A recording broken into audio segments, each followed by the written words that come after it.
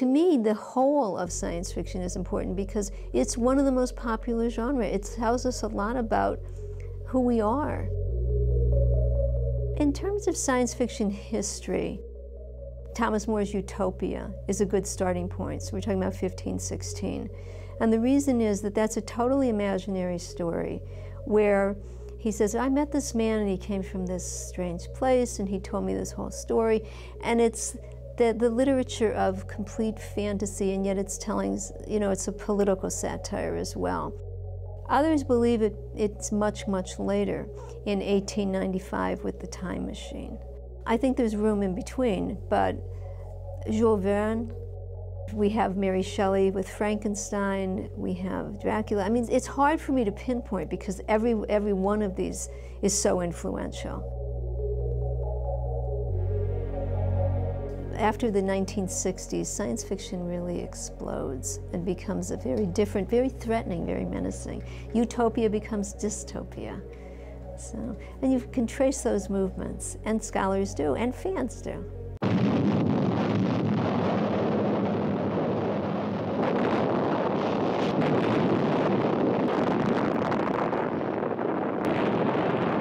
I think it has to do with, well, most obviously with the dropping of the atomic bombs on Hiroshima and Nagasaki. I mean, the atomic bombs had been written about in science fiction.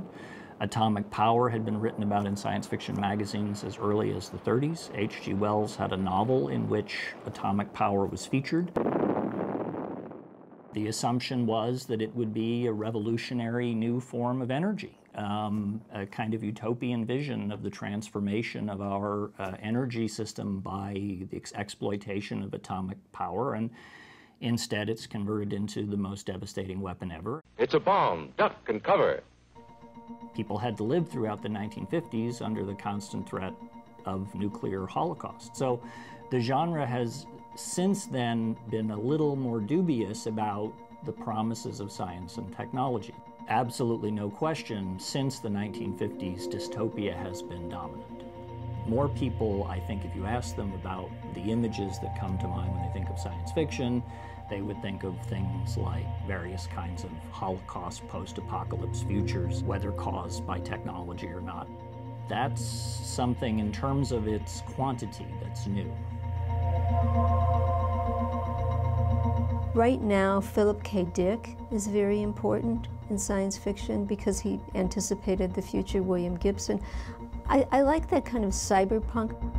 Werner Vinge, who said that someday we're going to be joined with computers, and he was visiting here. We have his archive is coming, and I said, look, Werner, when I look at my iPhone, I actually think this is an extension of my brain. That's the singularity. You know, that they thought about these things before people even had desk computers and anticipated it, and I even think maybe influenced it. It's very exciting if you think about it. I see a lot more interest among the younger scholars in gaming.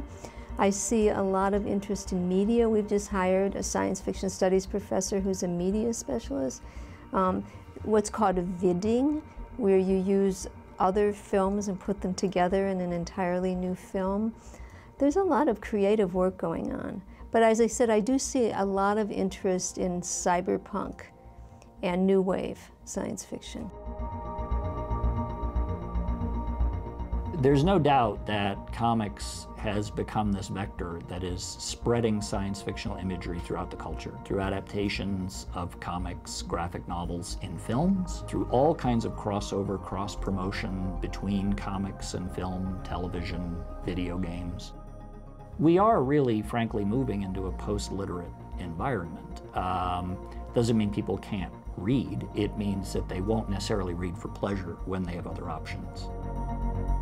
You know, Ray Bradbury just died, and of course one of his most famous novels is Fahrenheit 451, and it's a novel that anyone who grew up reading science fiction read, and it's a novel that's a kind of love letter to print culture and anxiety about a culture that's coming, a culture defined in that novel very presciently by television or televisual technologies, televisual media.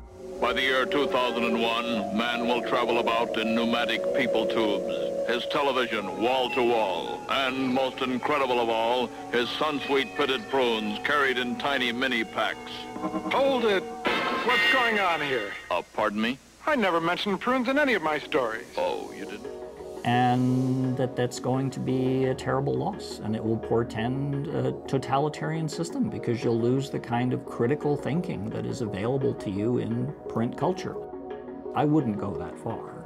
Am I worried that digital media are going to destroy everything that's valuable in culture? No, I don't think that's true at all.